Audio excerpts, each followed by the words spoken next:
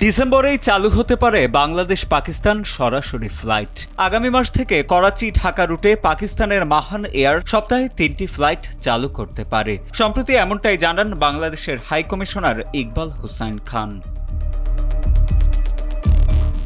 Lahore chamber of commerce and ইন্ডাস্ট্রিতে আয়োজিত এক অনুষ্ঠানে হাইকমিশনার ইকবাল হোসেন খান জানান, ভিসা প্রক্রিয়া সহজ করা হয়েছে।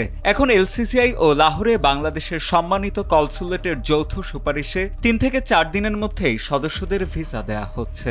এতে দুদেশের ব্যবসায়ীদের যাতায়াত আরও সহজ হবে। বাণিজ্য সম্ভাবনার কথা উল্লেখ করে তিনি জানান, পাকিস্তান বাংলাদেশের চাল রপ্তানি করতে পারে, আর বাংলাদেশ পাকিস্তানে তাজা আনারস সরবরাহ করতে পারে। পাশাপাশি টেক্সটাইল ও রেডিমেড গার্মেন্টস খাতেও দুদেশের মধ্যে বড় বাণিজ্য সম্ভাবনা রয়েছে। এছাড়া শীঘ্রই দুদেশের মধ্যে সরাসরি কার্গো শিপিং সার্ভিস চালু করার বিষয়েও ইঙ্গিত দেন তিনি। গত বছরের ডিসেম্বর থেকে চালু থাকা কার্গো সার্ভিসের চাহিদা বেড়ে যাওয়ায় এখন আলাদা সরাসরি রুট প্রয়োজন হয়েছে।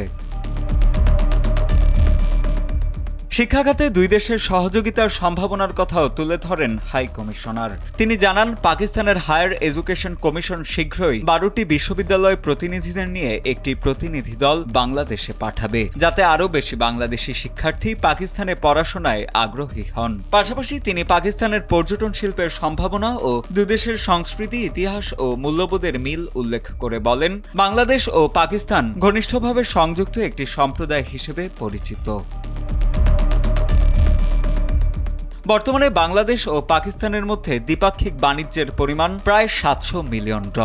বক্তাদের মতে আগামী কয়েক বছরের মধ্যে তা $3 বিলিয়ন উন্নীত করার সম্ভাবনা রয়েছে। ঢাকা টু করাচি সরাসরি ফ্লাইট চালু হলে বাণিজ্য আরও বাড়বে বলে আশা করা যাচ্ছে। এছাড়া বাংলাদেশের হাই কমিশনারের আমন্ত্রণে এলসিসিআই সভাপতি জানান, একটি প্রতিনিধি দলের নেতৃত্ব দিয়ে শীঘ্রই ঢাকা সফর করবেন তিনি।